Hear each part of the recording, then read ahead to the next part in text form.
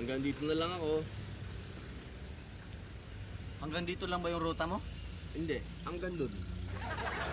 Ba't dito ka huminto? Ha? Hindi, kasi baka ka ako pwedeng lakarin mo na lang yung isang kanto na yan. Para naman ako, makaisang biyahe pa.